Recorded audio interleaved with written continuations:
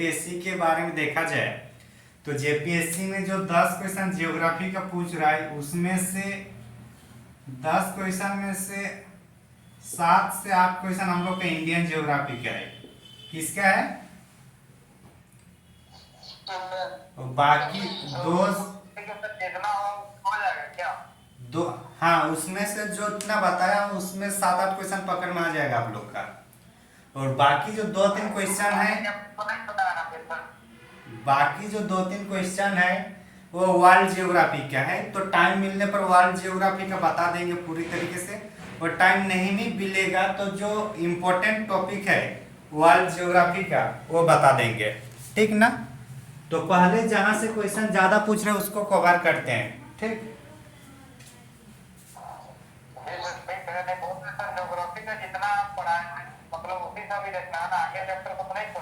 नहीं, जितना पढ़ाया हूँ उसी को पढ़िए, और जो डेटा दिया था रिसेंट डेटा उसको याद रखना है, ठीक ना। ठीक, तो इंडियन पॉलिटी से 10 क्वेश्चन पूछ रहे हैं। कितना क्वेश्चन? कितना टारगेट रखना है? 9 क्वेश्चन का एकदम, मतलब 10 में 9 आना ही है। एक क्वेश्चन का रिस्क नहीं ले रहा हूं, लेकिन 10 में 9 आना ही है, ठीक। तो सबसे पहले जो हम लोग पढ़ेंगे इंडियन पॉलिटी में, एक आप लोग को संवैधानिक सुधार देखने को मिलेगा। तो संवैधानिक सुधार को हम लोग बाद में पढ़ेंगे, पहले हम लोग इसी को देखते हैं। इंडियन पॉलिटी में भारतीय संविधान का निर्माण, टॉपिक क्या है? संविधान का क्या है टॉपिक? संविधान का निर्माण। दिख रहा है ना? हाँ सर।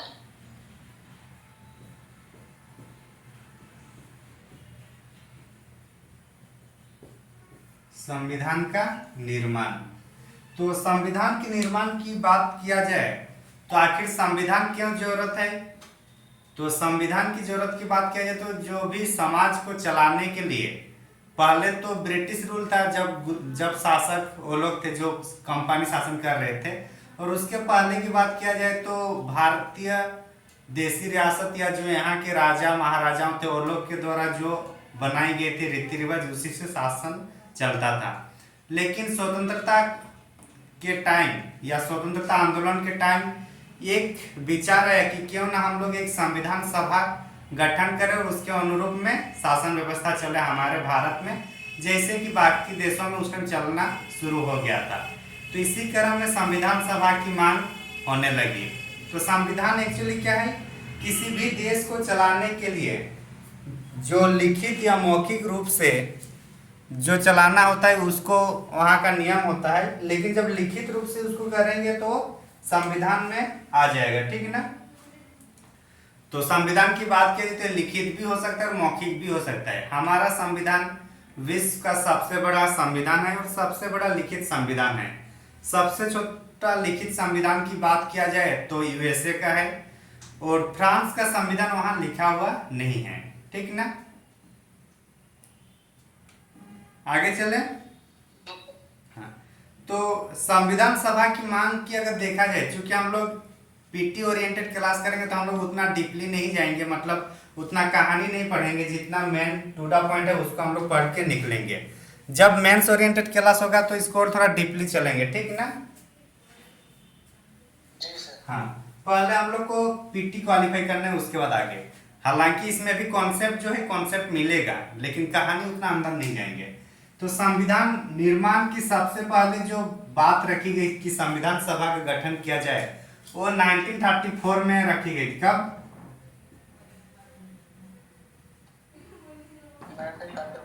एम.एन. रॉय ने रखा था कि संविधान सभा का मतलब पहली बार कौन रखे थे? संविधान सभा के गठन की मांग कौन किए थे? एम.एन. रॉय। एम.एन. रॉय की बात किया जाए तो एक वामपंथी नेता थे या साम्यवादी नेता थे। क्या थे ये? साम्यवादी नेता थे,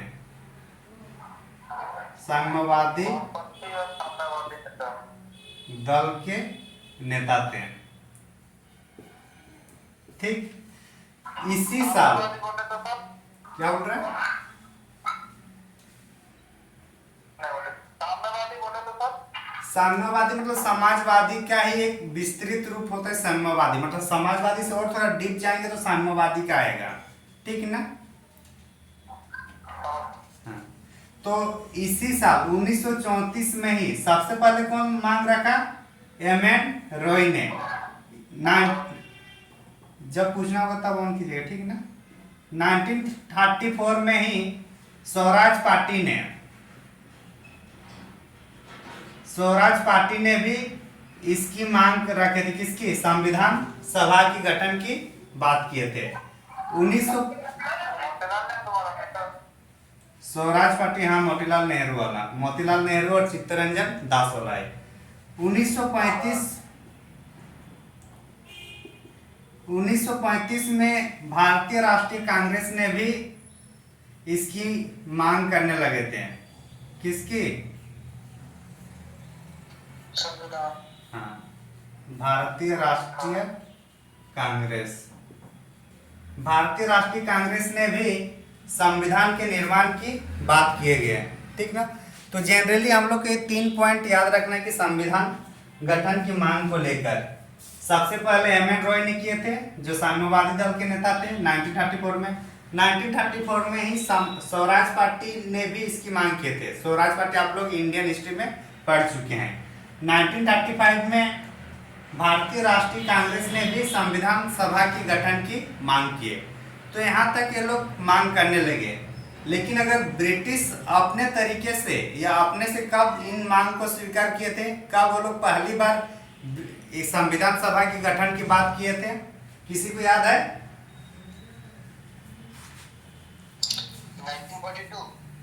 1942। एग्जैक्ट पॉइंट बताइए, क्यों वहां पे क्या हुआ था, बताइए 1942 में।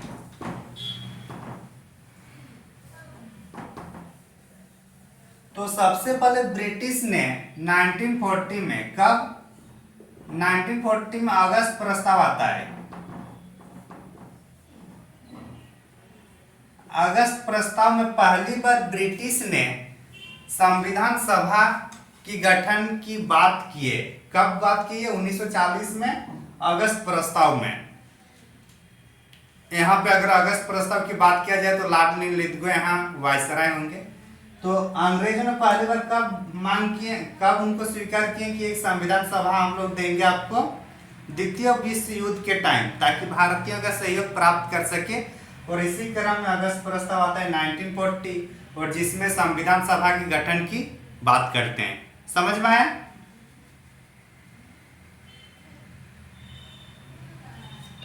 हाँ। और इसके बाद अगर देखा जाए तो 1942 में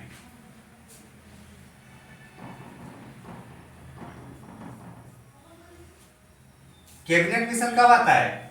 1946। अच्छा, 46 है ना? तो 1946 ने कैबिनेट मिशन में इसके लिए फिर बात रखा गया था। लेकिन 1942 वाला भी थोड़ा याद रखने की, क्रिप्स मिशन में भी बात किए थे कि हम लोग संविधान बनाएंगे। लेकिन क्या बोले थे यहाँ पे भी बोले थे? युद्ध के बाद। और हम लोग को पता है कि युद्ध के बाद हम लोग क्या मिला था? रोलेट एक्ट मिला था। इसलिए भारतीय कोई भी नेता या भारतीय कोई भी दल इसको मानने के लिए स्वीकार नहीं होता है। अंततः 1946 में कैबिनेट मिशन के माध्यम से फिर संविधान सभा गठन के लिए मतलब हम लोग को फाइनली प्राप्त होता है। तो कब होता है ये? कैबिनेट मिशन के टाइम। पहली बार कब अंग्रेजों ने स्वीकार किया? 1940 में अगस्त प्रस्ताव के रूप में। भारत की ओर से पहली बार डिमांड कौन किए? एम एन रॉय ने 1934 में, साम्यवादी दल के नेता थे। उसी साल स्वराज पार्टी ने भी किए, और फिर 1935 में भारतीय राष्ट्रीय कांग्रेस ने किए। यहां तक डाउट?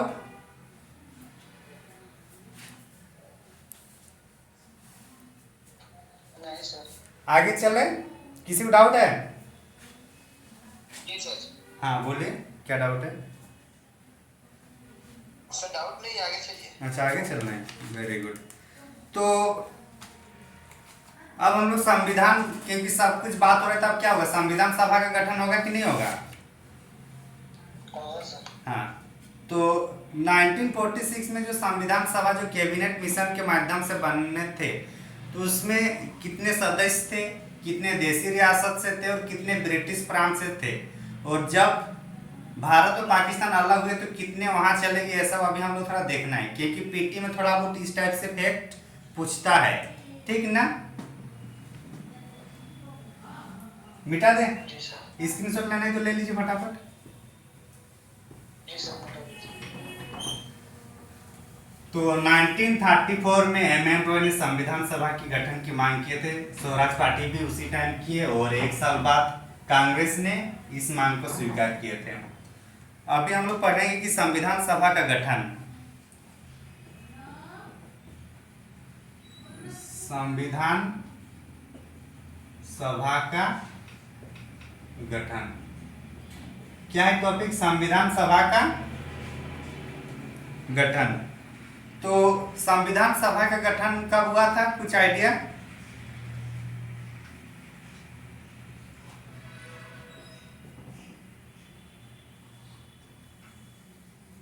कब हुआ है गठन? नवंबर 1946। एक होता है कि पहली बार बैठक कब हुई थी, तब होगा 9 दिसंबर 1946 को, लेकिन अगर गठन की बात किया जाए तो नवंबर 1946 होगा। ठीक ना, बहुत माइन्यूट तरीके से हम लोग देखने को होगा, क्योंकि कहीं पे भी कुछ गलत नहीं होना चाहिए, एक एक नंबर इंपॉर्टेंट है, क्योंकि आप अगर गलती कीजिएगा तो कोई उसको सही करेगा कि नहीं करेगा।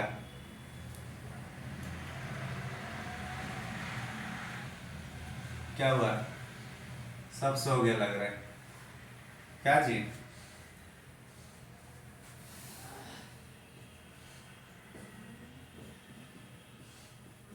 यार आप लोग चुपचाप क्या कर रहे हैं? कुल सदस्य कितना थे? 296। कितना? 2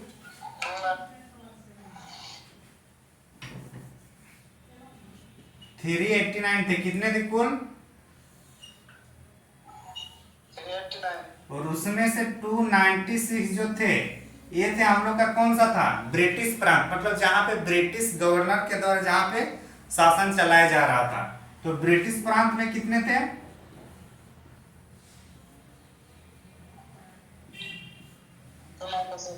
296। और इसके बाद कितना बच रहा है, देखिए 3 बच रहा है, और 3 और इधर कितना बज रहा है जी? 9 ना, तो 93 हो रहा है। तो 93 कहां से होंगे, देसी रियासत से।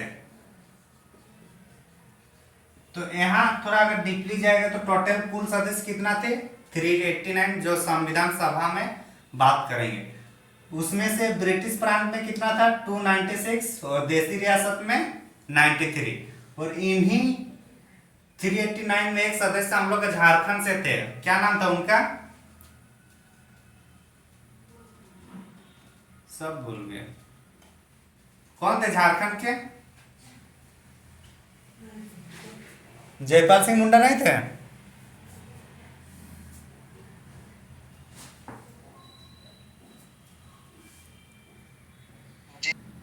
तो टोटल कितने ब्रिटिश प्रांत में कितने थे, 296, और देसी रियासत में 93 था। सदस्य का हो गया, सदस्य इतना थे, हम लोग समझ में आ गया। इसमें जो 389 सदस्य थे, तो एक सदस्य बनने के लिए लगभग कितने जनमत का होना था, मतलब एक अनुमान, मतलब सामान्यतः रखा गया था कि अगर एक लीडरशिप होगा तो एक अगर नेता किसी क्षेत्र से आएगा तो टोटल उस क्षेत्र का जनसंख्या कितना होना चाहिए, क्योंकि कोई तो एक होगा ना कि कितने लोगों में एक को चुना जाएगा, होगा कि नहीं होगा अनुपातिक रूप से? तो कितने थे, एक सदस्य कितना था, एक सदस्य कितने लोगों के बीचों से चुना जाना था, बताइए? लगभग 10 लाख जनसंख्या पर, 10 लाख जनसंख्या पर एक सदस्य को चुनना था। कितने जनसंख्या पर? 10 लाख। हाँ, तो 10 लाख सदस्यों पर एक जनसंख्या, मतलब सॉरी, एक सदस्य चुनना था 10 लाख जनसंख्या पर। इस जो सदस्य होंगे, ये जनरली इनको 3 भागों में डिवाइड किया गया था: मुस्लिम, सिख और सामान्य। मुस्लिम और सिख को छोड़कर जो भी हिंदू, बाकी ईसाई जो भी होंगे, सब किस में आता था? सामान्य। मतलब इस आधार पर ये जो चुना जाना था, ये चुने गए थे 296 में जो होगा। तो यहाँ चुने जाने का और एक था, एकल संक्रमणीय पद्धति से चुना गया था। किससे? एकल संक्रमणीय, क्या लिखते हैं? एकल संक्रमणीय मत पद्धति। राष्ट्रपति का चुनाव होता है तो सिंगल ट्रांसफरेबल वोट। हाँ, इसमें 3 आदमी का नाम रहता है, सबको चाहिए वोट देना होता है। ठीक ठीक ठीक। तो एकल संक्रमणीय मत पद्धति बाकियों को समझ में आया? समझाना है? थोड़ा बताइए सर। हाँ, मान के चलिए ए बी सी डी इस टाइप से रहेंगे। तो इसमें होता है कि 50% से प्लस वोट आना चाहिए, तभी इसको चुनाव घोषित किया जाएगा। तो मान के चलिए ए को ए बी सी डी है, तो अगर मान के चलिए आप वोट देंगे, तो आप सबको 1 2 3 4 करके रैंक देना होगा कि किसको आप ज्यादा प्रायोरिटी देंगे।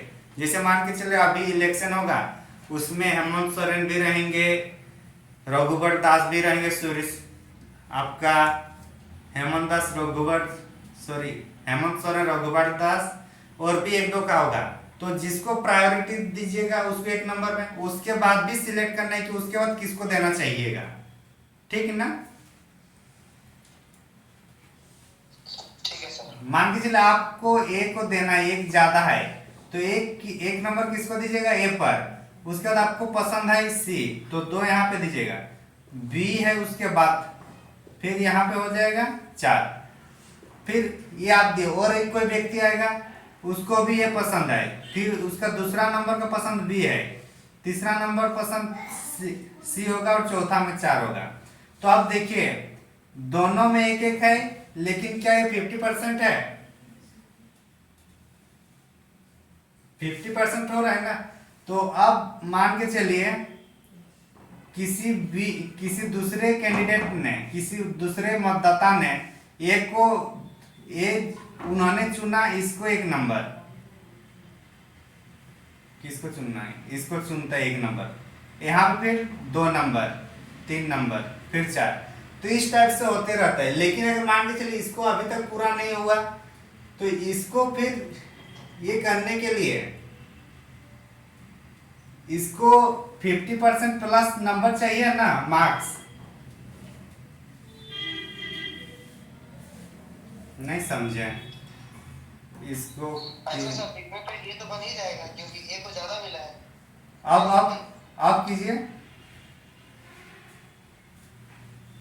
अब कौन जीतेगा? सर ए ही जीतेगा।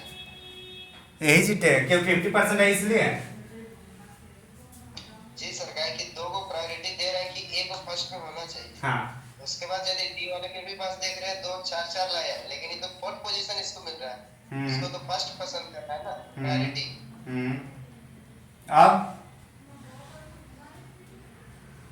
अब किसको मिलेगा? किसी को नहीं मिल रहा है। 50 प्लस होना चाहिए। कहीं पे हो रहा है? नहीं सर, अभी तो ए और बी बराबर हो गया। ए और बी, लेकिन देखा जाए तो अभी भी ए ही लीड करेगा, क्योंकि 2 को उसको पहली बार मिला है। हाँ, तो ये जो लीड मतलब जैसे कि, अच्छा उसको 1 हटाइए, 1 इसको यहाँ डालिए, 1 यहाँ डालिए और 4 यहाँ डालिए। अब देखिए ये तो टोटली आउट हो रहा है ना, ये वाला डी वाला।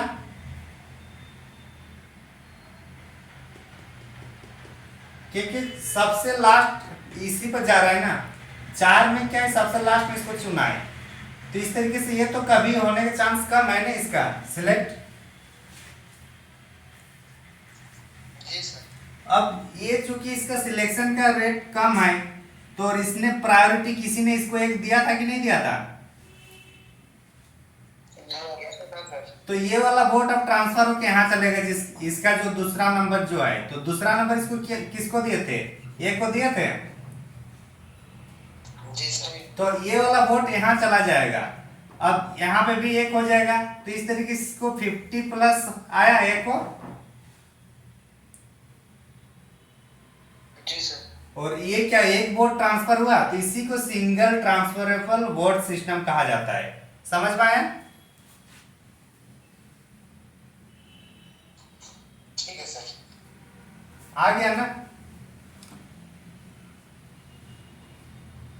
हाँ, तो इसी तरीके से मतदान जब वहां सदस्य होते थे तो वो लोग का चुनाव होता था।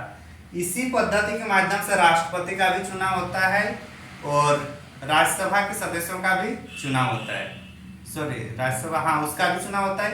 राष्ट्रपति उपराष्ट्रपति दोनों का भी इसी माध्यम से होता है। तो अभी हम लोग देखिए, जो ब्रिटिश प्रांत में जो चुना जा रहा था वो कौन से सिस्टम से जा रहा था? एकल संक्रमणीय मत पद्धति। इतना हम लोग इधर वाला पढ़ लिया। मतलब इसको कहा जा सकता है ये निर्वाचित सदस्य था कि नहीं?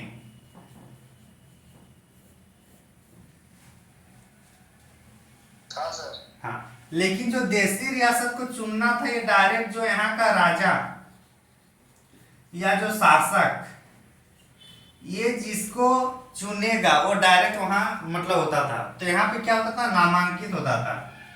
मतलब जो भी राजा जिसको भी बोलेगा कि वहां जाओ संविधान सभा में भाग लेने के लिए, तो ये राजा जिसको चाहता था उसको भेजता था। तो इस तरीके से कहा जा सकता है कि संविधान सभा का निर्माण निर्वाचित और नामांकित दोनों तरीके से होता, मतलब दोनों का मिला जुला रूप था। बोल सकते कि नहीं?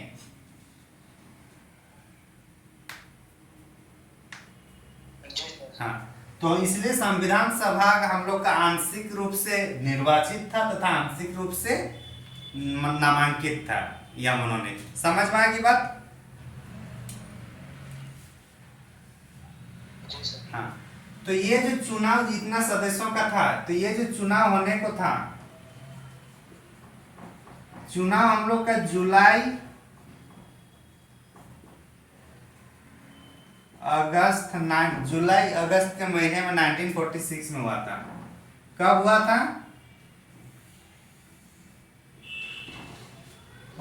296 जो सीट था ब्रिटिश प्रांत में चुना जाना था एकल संक्रमणीय मत पद्धति के तहत, उसका चुनाव कब हुआ था? जुलाई अगस्त में 1946 में। और इसमें जाहिर सी बात है कांग्रेस को ज्यादा वोट मिलेगा या फिर मुस्लिम लीग को? किसको? सर कांग्रेस को मिलेगा। कांग्रेस को मिलेगा। हाँ, तो कांग्रेस को सबसे ज्यादा वोट मिला था। किसको? कांग्रेस, फिर मुस्लिम लीग को। अगर संख्या की बात किया जाए तो शायद 203 हम लोग का कांग्रेस का होगा, नहीं 208 कांग्रेस का है और 73 मुस्लिम लीग। तो 208 किसका था? कांग्रेस का, और मुस्लिम लीग का 73। तो इस तरीके से हम लोग यहाँ तक पहुंचे हैं। मतलब पूरी तरीके से एक बन भी गया कि कैसे कैसे संविधान सभा की गठन की मांग हुई, उनकी फिर सहमति हुई। अंततः हम लोग का संविधान सभा बनाने के लिए निर्वाचन होता है जुलाई अगस्त 1946 में, और जितना सदस्य है उस तरीके से फिर यहाँ पे अब उस पर मीटिंग बैठाई जाएगी। यहाँ जो 93 जो देशी रियासत है, तो सभी देशी रियासतों ने भाग नहीं लिया था। तो कभी कभी कॉन्सेप्चुअली भी क्वेश्चन आएगा तो उसको भी पकड़ना है। तो जितना जो 93 सदस्य थे वो लोग सभी भाग नहीं लिए थे। समझ में आया?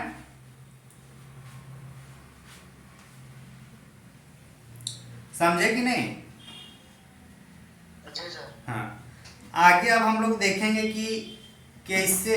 अच्छा, इसमें और एक चीज, भले रिजर्वेशन नहीं था लेकिन हर एक समुदाय के लोग इसमें, हम लोग का इस जो चुनाव हुआ था जुलाई अगस्त 1946 में संविधान सभा के लिए, लगभग सभी समुदाय के मतलब रिप्रेजेंटेटिव थे। ठीक है ना? तो आगे हम लोग देखेंगे संविधान सभा की कार्य प्रणाली। तो इतना समझ में आ गया? स्क्रीनशॉट ले लीजिए फटाफट। ले लिया?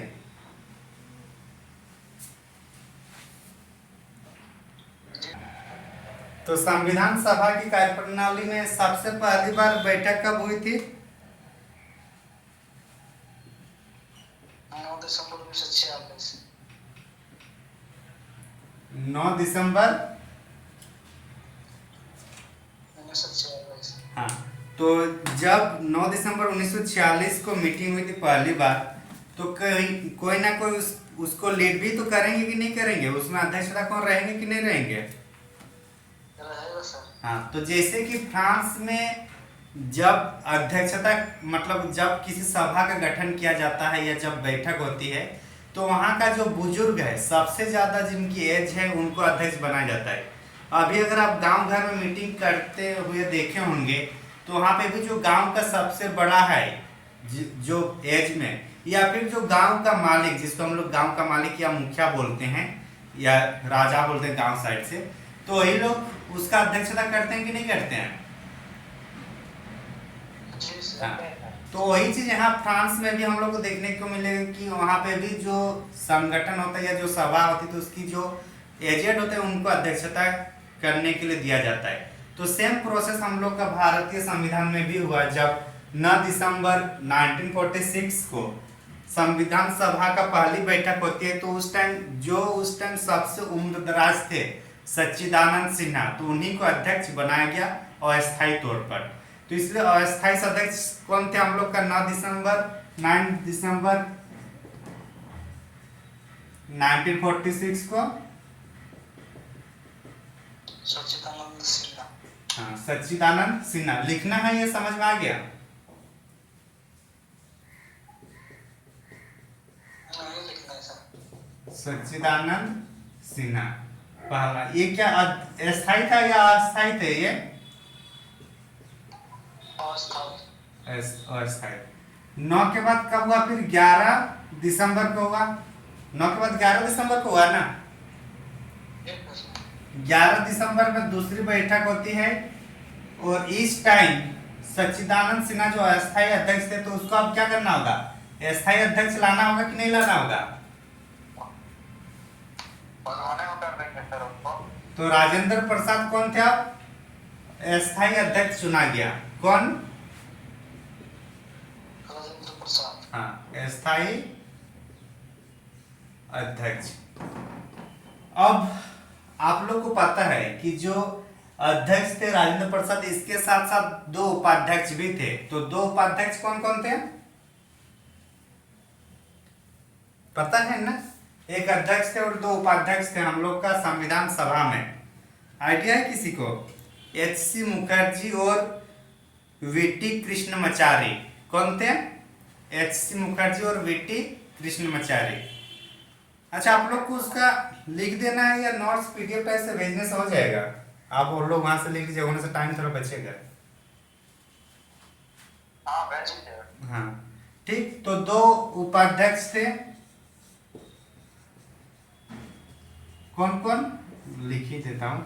कौन कौन बताइए आप लोग।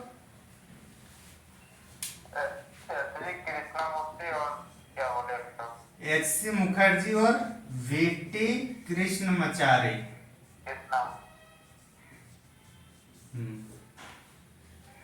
और आप लोग को ये भी पता है कि जो संविधान सभा का और भी काम था, क्योंकि भारत कब आजाद होता है?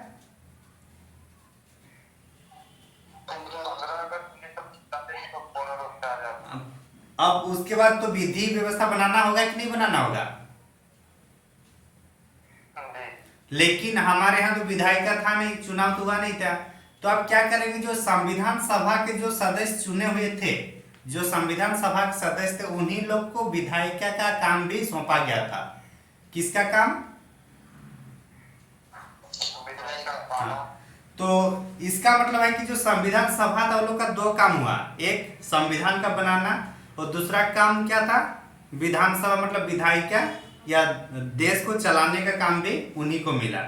किनको? संविधान सभा का।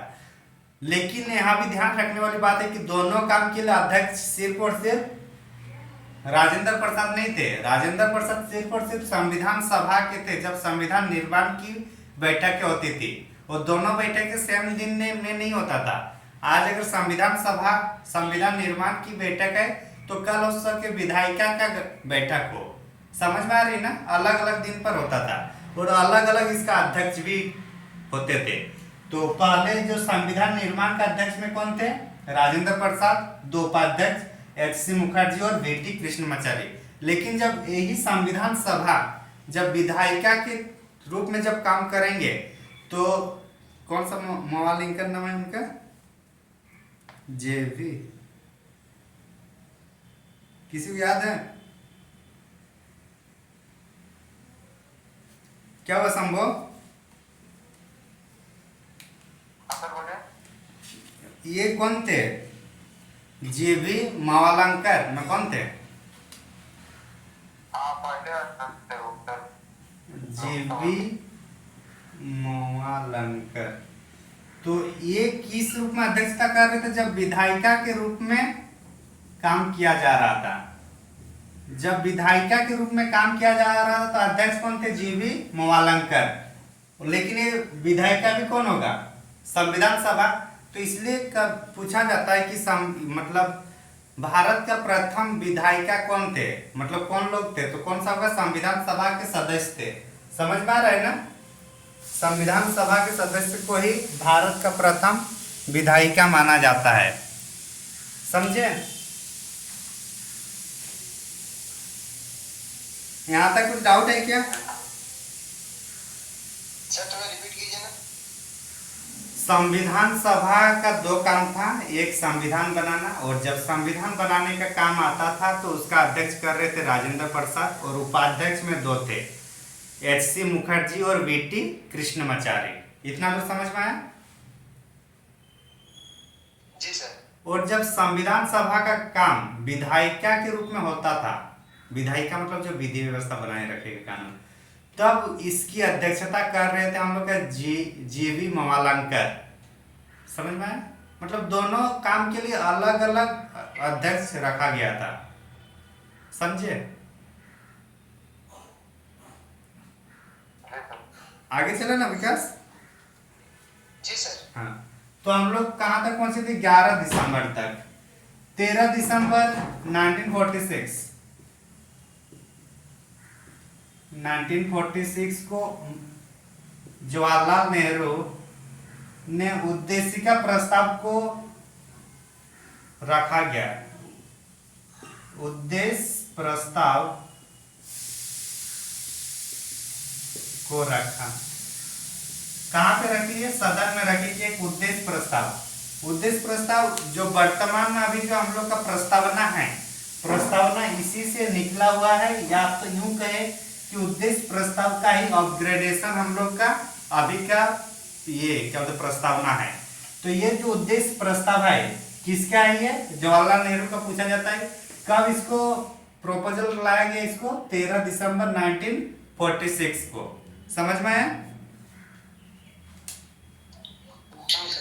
और 22 जनवरी 1947 को इसको स्वीकृति दी गई।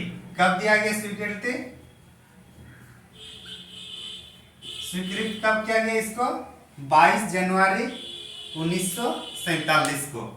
तो इतना डेट इंपॉर्टेंट है हम लोग को। समझ में आया सब?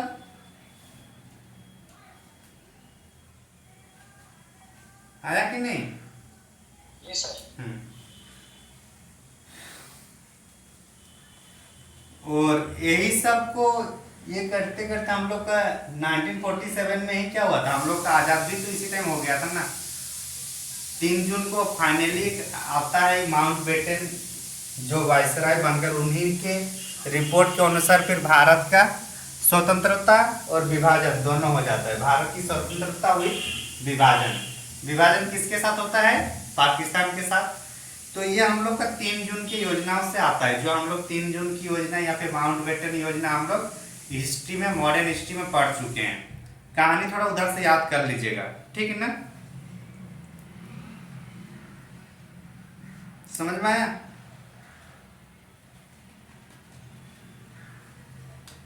सदस्य कितने थे? 389 ना। कुल सदस्य कितना था? 389। हाँ, टोटल था। लेकिन जब विभाजन होता है हम लोग का कब? 14-15 अगस्त 1947 को विभाजन होता है ना, भारत और पाकिस्तान का दो राष्ट्र होता है कि नहीं? जी सर। तो विभाजन के बाद इसकी संख्या भारत में 299 थे। कितने थे फिर सदस्य? कितना बच गया? 299। टोटल हम लोग का 389 था। लेकिन जैसे विभाजन हुआ तो भारत के पास टोटल 299 सदस्य बचे। यहां तक कुछ डाउट? क्या हुआ? आगे चले ना।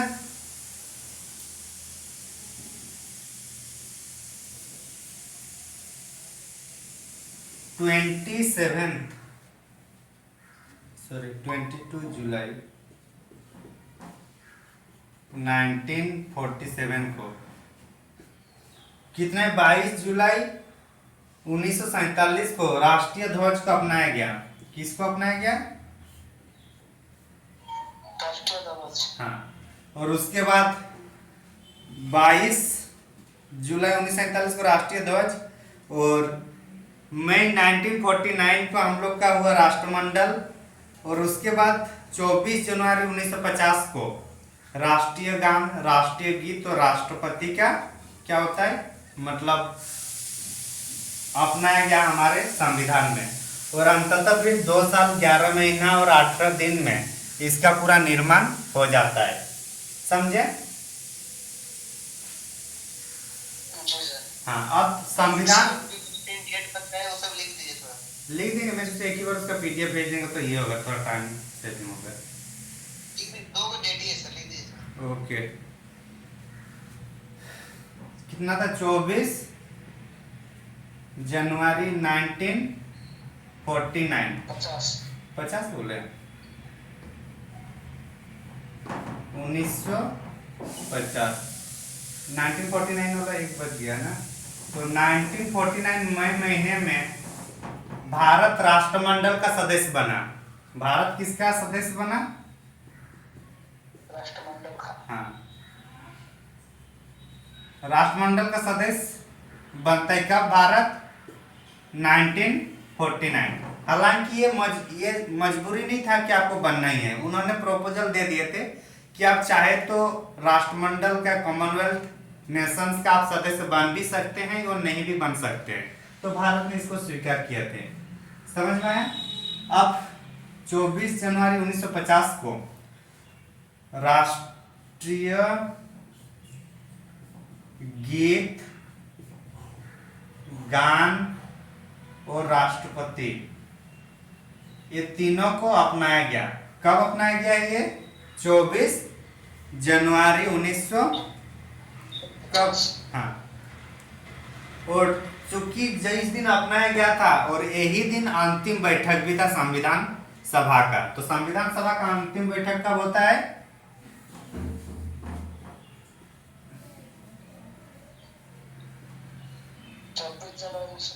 हाँ, और पहली बैठक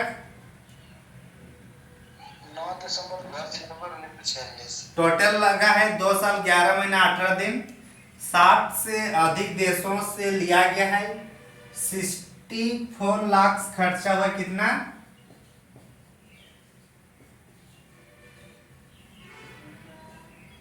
कितना खर्चा हुआ है संविधान बनाने में? 64 लाख। इतना समझ में आ गया? जी सर। मिटा दे? जी सर, मिटा दीजिए। हाँ, तो पहला बैठक 9 दिसंबर 1946 को हुआ। अध्यक्ष सच्चिदानंद सिन्हा को रखा गया था। 11 दिसंबर 1947 का अध्यक्षता हम लोग को राजेंद्र प्रसाद को बनाए थे, और 2 उपाध्यक्ष एच.सी. मुखर्जी और वी.टी. कृष्णमाचारी। और चूंकि संविधान सभा का काम विधायिका का भी काम था, इसलिए विधायिका के लिए अलग से अध्यक्ष बनाया गया था जी.वी. मोवलंकर। समझ में आया इतना दूर? जी हाँ, फिर कब इसको राष्ट्रीय ध्वज कब शामिल किया हम लोग? 22 जुलाई 1947 को राष्ट्रीय ध्वज को शामिल किए गए। मई 1949 को भारत राष्ट्रमंडल देश में शामिल हुआ और 24 जनवरी 1950 को जो संविधान सभा की अंतिम बैठक होने वाली हुई थी, उस दिन राष्ट्रीय गीत, राष्ट्रीय गान और राष्ट्रपति ये तीनों पद को स्वीकार किया गया था, अपनाया गया था। इतना हम लोग पढ़ चुके हैं। टोटल 2 साल 11 महीना और 18 दिन लगा, 64 लाख खर्चा हुआ और 60 से अधिक देशों से हम लोग संविधान को बनाए हैं। तो संविधान जब बनाए हैं तो क्या कोई एक समिति ने या फिर जो टोटल 299 सदस्य थे वो लोग पूरा मिलकर बनेंगे या फिर अलग अलग काम डिवाइड किया जाएगा?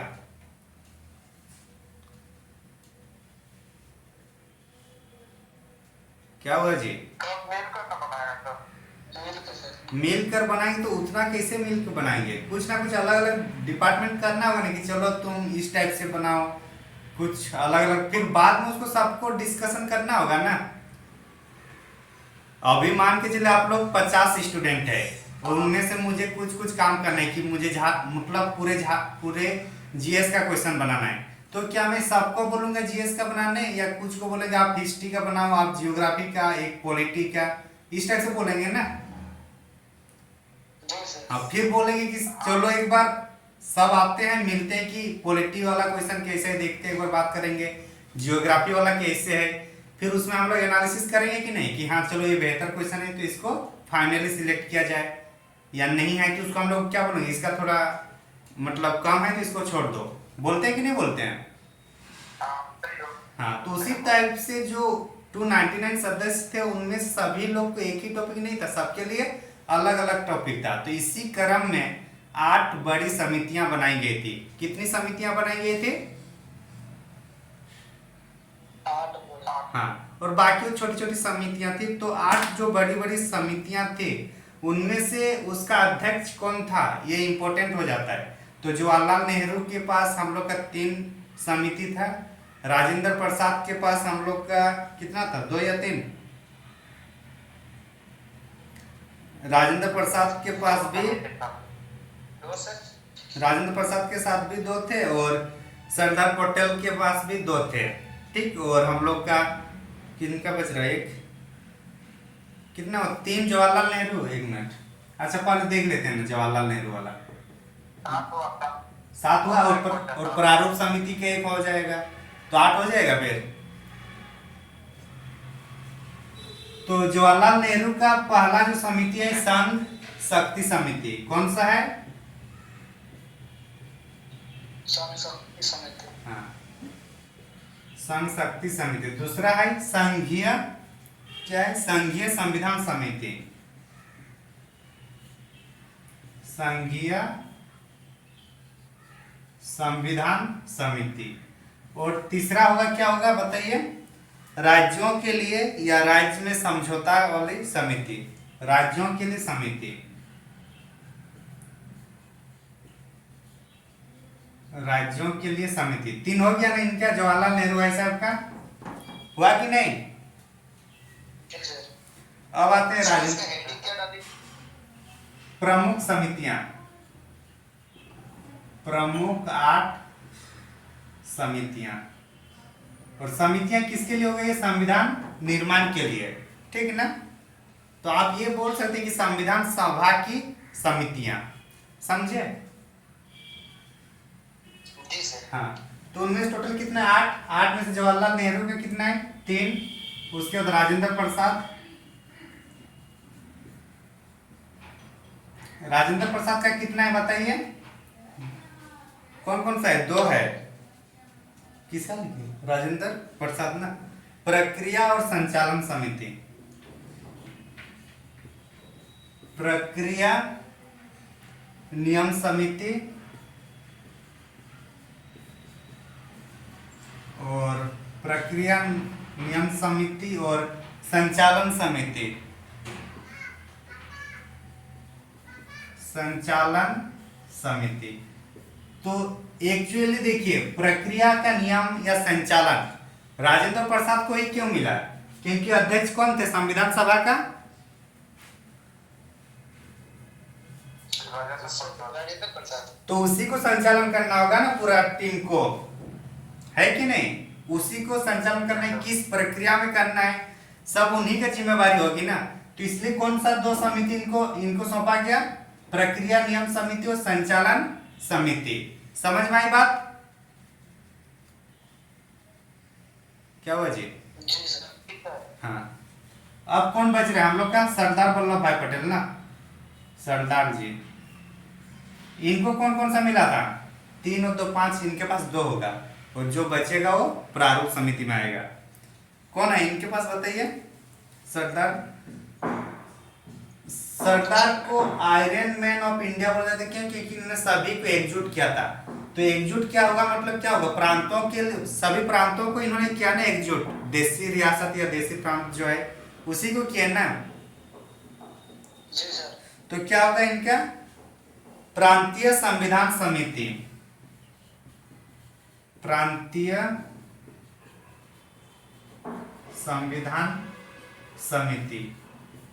और एक होगा 3 4 5, और एक कौन सा होगा? मौलिक अधिकार और अल्पसंख्यक से संबंधित समितियां। कौन सा होगा? मौलिक अधिकार और अल्पसंख्यक से संबंधित होगा। तो ये 2 हो गया, ये 2 4 और ये 3 7, और एक होगा हम लोग का भीम राव अंबेडकर का कौन सा? प्रारूप समिति। 8 हुआ, और यही आपका इंपॉर्टेंट है। 8 समिति हो गया ना? जी सर। हाँ, तो इसमें ये 8 समिति हैं जो मेन समिति हैं। तो बुक में हो सके आप लोग का अलग अलग लिखा रहेगा, लेकिन हम लोग को एक इस टाइप से सिस्टमेटिक तरीके से ही याद रखना होगा कि जवाहरलाल नेहरू का 3, इसका थोड़ा याद रख लीजिएगा। बाकी राजेंद्र प्रसाद अध्यक्ष है, तो प्रक्रिया और संचालन यही खुद करेंगे। सरदार का एक प्रांतीय संविधान वो खुद करेंगे कि उन्हीं ने तो जोड़ा सबको। फिर मौलिक अधिकार और अल्पसंख्यक। जवाहरलाल नेहरू का संघीय शक्ति, संघीय संविधान और राज्यों के लिए समिति। प्रारूप समिति भीमराव अंबेडकर का है। किसका है प्रारूप समिति अध्यक्ष? ये 29 अगस्त 1947 का इसका गठन हुआ है। कब? 29 अगस्त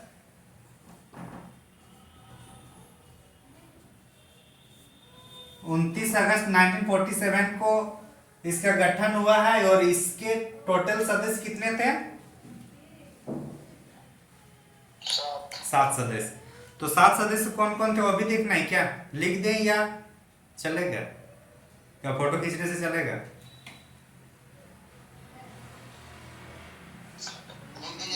ओके। खुद एक भीमराव अंबेडकर क्या होगा? भीमराव अंबेडकर अध्यक्ष होंगे। अध्यक्ष हुआ एक? अरे हुआ कि नहीं? अध्यक्ष मतलब और कितना चाहिए? 6 चाहिए ना। तो दूसरा में यहां लिख लीजिए आप लोग, एन गोपाल स्वामी आयंगर। एन गोपाल स्वामी आयंगर।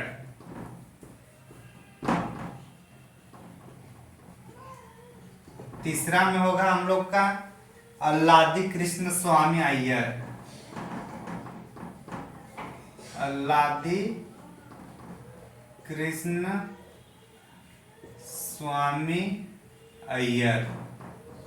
चौथा में है हम लोग का के एम मुंशी। के एम मुंशी।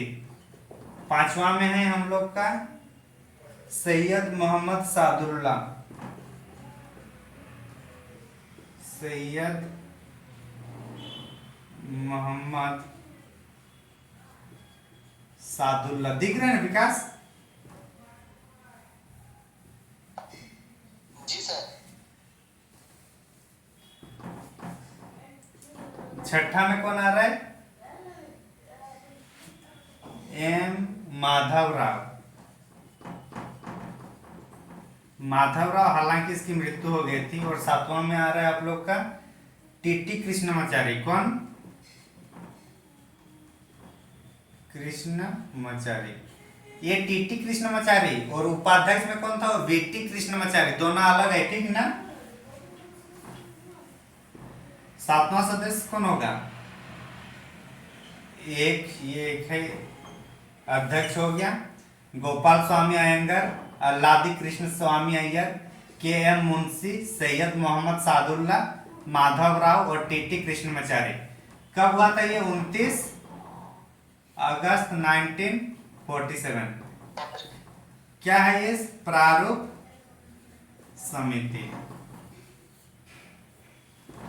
समझ में आ गया ना?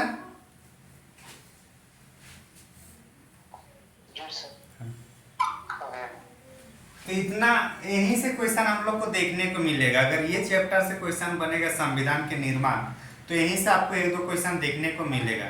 जनरली जो डेट है वो इम्पोर्टेंट हो जाएगा, समिति के अध्यक्ष है वो भी इम्पोर्टेंट होगा।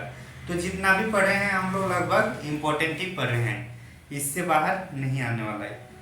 तो इसमें फिर अगर छोटा छोटा समिति की अगर आप बात किया जाए तो राष्ट्रीय ध्वज संबंधित तत्त समिति एक है। कौन सा? मिटा दे इधर, स्क्रीनशॉट ले लीजिए पहले। स्क्रीनशॉट लिया है ना, या लिख लिया आप लोग? लिख लिए सर। Very good.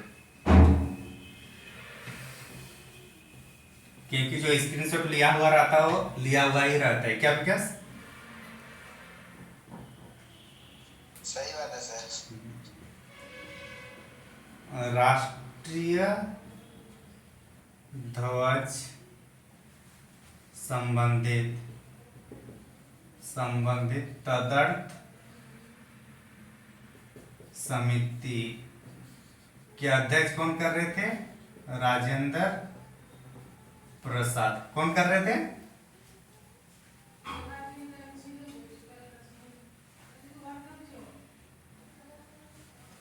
नागरिकता पर तदर्थ समिति एक लिख लीजिए। नागरिकता पर तदर्थ जो समिति है ये है एस वरदाचारी।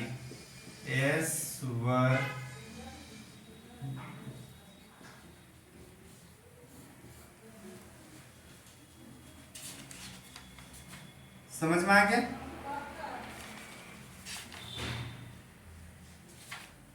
समझ में आया ना? नागरिकता का तदर्थ ये वाला तदर्थ समिति, मतलब तदर्थ का मतलब क्या होता है? एडहॉक टाइप का। हाँ, तो वही है, ठीक। टोटल संविधान लागू कब हुआ? 50।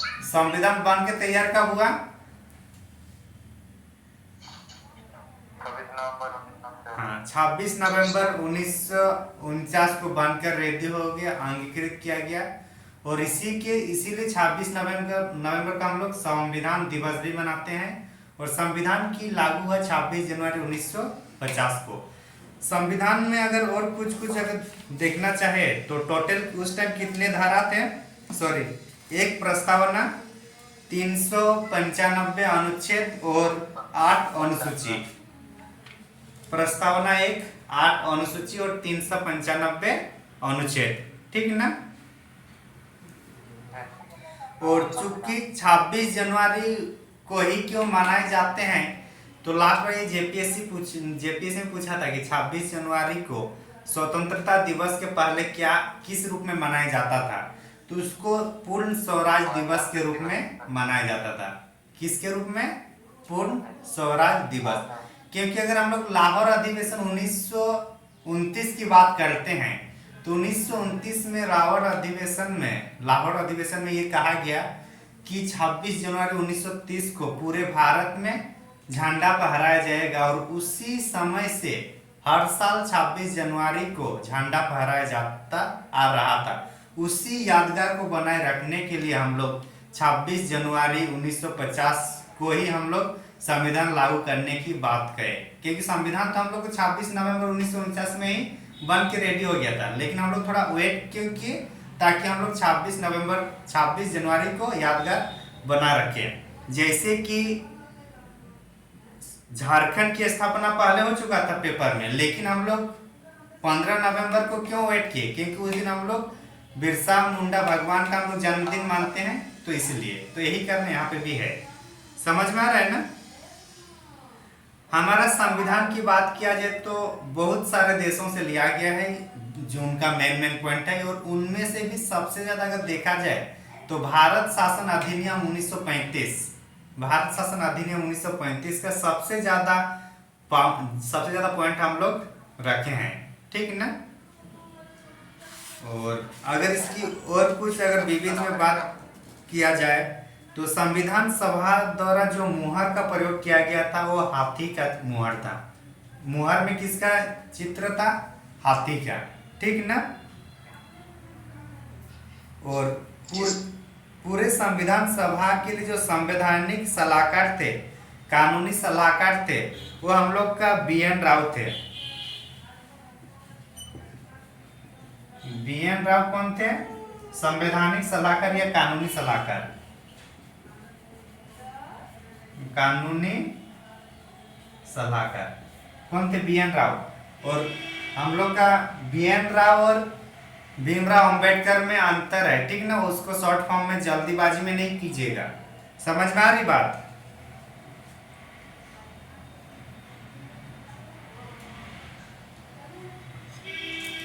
आगे चलें, मतलब आज रहने दें।